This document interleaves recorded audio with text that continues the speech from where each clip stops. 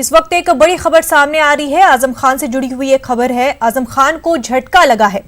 जौहर university के अंदर की सड़क पर से तजावुजात हटाने का हुक्म दिया गया है। नुकसान की तलाफी के लिए 3,27,60,000 देने का हुक्म दिया गया है।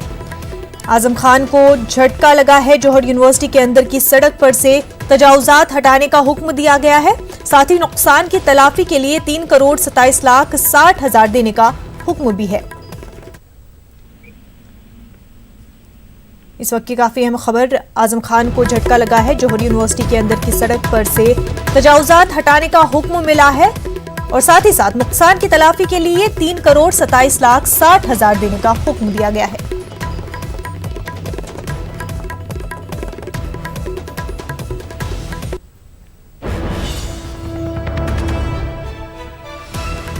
हमारे साथ हमारे नुमाइंदे विशाल इस वक्त जुड़ चुके हैं। विशाल, क्या कुछ तफसीलात? देखिए मोहित, मैं आपको बताना चाहूंगा कि सपा के कद्दावर नेता आजम खान है, जिन पे आरोप है कि पीड़ित किसानों ने आरोप लगाया है कि इन्होंने जो जौहर यूनिवर्सिटी के अंदर जो जमीन है 26 किसानों की, वो जबरदस्ती इन्होंने कब्जा की है, जिसको लेकर के जो अभी तक ये आरोपों के घेरे में है। अभी इनको क्या कहते हैं, उप जिलाधिकारी सदर की ओर से एक और झटका मिला है, जिसपे जौहर यूनिवर्सिटी के अंदर जो सार्वजनिक मार्ग जा रहा था, अनधिकृत रूप से उसको हटाने के आदेश दिए हैं, जिसको लेकर के क्षतिपूर्ति के रूप में 3,27,60,000 रुपए देने का आदेश भी जारी किया है और 15 दिन के अंदर जो है आदेश के बाद इसको खाली कराने के लिए कहा है। साथ ही 9,10,000 रुपए जो है प्रतिमाह की दर से 15 दिन के अंदर वादी लोक निर्माण विभाग को भी देने के आदेश जारी किए। जी विशाल, जिस तरह से लगातार आजम खान जो है कई सारे मसलों में उलझे हुए हैं और अब इस मामले में भी उनको झटका लगा है, तो कैसा रद्द-ए-अमल देखने को मिल रहा है, कैसा रिएक्शन देखने को मिल रहा है?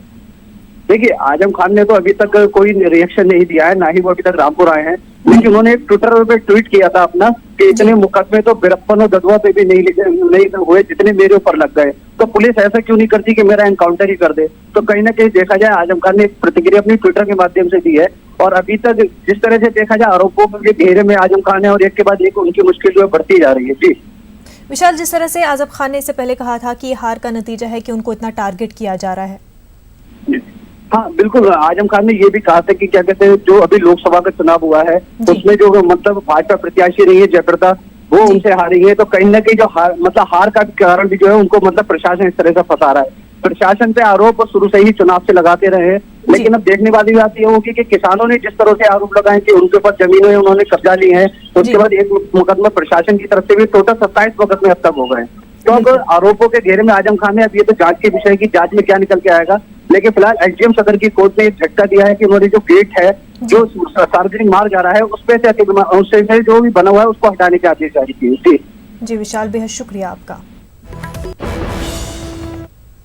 आगे बढ़ते हैं। लोकसभा में वजीर कानून